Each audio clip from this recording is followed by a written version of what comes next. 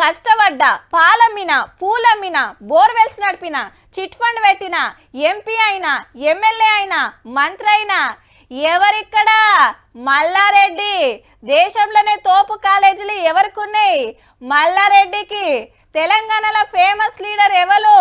మల్లారెడ్డి. యూట్యూబ్లో ట్రెండింగ్ ఎవరు? మల్లారెడ్డి అని సారు గురించి సారు మైక్ల ముంగట చెప్పుకునే ముచ్చట. కానీ గీళ్ళేమో గిట్లా అంటున్నారు. ఈ స్కూళ్ళు కట్టినా కాలేజీలు కట్టినా హాస్పిటల్ కట్టినా పేదోళ్ళ ఆస్తులు దోసినా వాళ్ళకి బొందలు కట్టినా ఇట్లు మల్లారెడ్డి. ఎంపీ అయినా ఎమ్మెల్యే అయినా పేదోళ్ళు ఉసురు తీసే ఎముడైనా ఇట్లు మల్లారెడ్డి. కష్టపడ్డా ప్లాన్ చేసినా అందినంత దోసుకున్నా ఇట్లు మల్లారెడ్డి. ప్రజాభవన్ కు గిట్లనే ప్లకార్డులు రాసుకొని వచ్చిండ్రు. మరి వీళ్ళంతా మాజీ మంత్రి మల్లన్న భూ కబ్జా బాధితులట. మేడ్చల్ జిల్లా గుండ్లపోచంపల్లిలా మా ప్లాట్లు కబ్జా పెట్టిండని ప్రజావాణిలో ఫిర్యాదు అయ్యిండ్రు.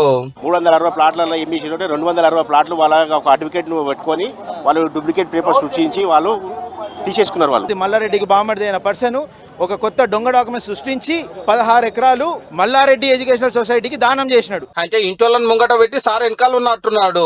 గట్కేసర్ దగ్గర అంకుశాపూల్రా ఈల ప్లాట్లు కూడా మల్లన్న కబ్జా చేసిండట.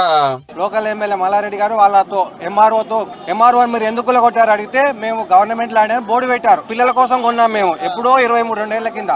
కానీ వాటిని మొత్తం ఇప్పుడు ఆక్రమించేసి ఫెన్సింగ్ పెట్టారు. ఇన్నేళ్ళు సారు మంత్రి ఎవరికి కంప్లైంట్ చేసినా పట్టించుకోలేదట. ఇప్పుడు గవర్నమెంట్ మారింది కాబట్టి కబ్జాల కథ చూడాలని వచ్చిరన్నట్టు. అదేందో గాని కారోళ్ళు ప్రతిపక్షంలో గోంగానే వరుస పెట్టి కబ్జాల కథలు అన్ని బయట పెడుతున్నారు. ఇక రేపు ఇంకెవరి పేరు బయటకు వస్తుందో గానీ గట్టి ఎంక్వైరీ చేపించి వీళ్ళకి న్యాయం జరిగేటట్టు చూడండి చాలరు.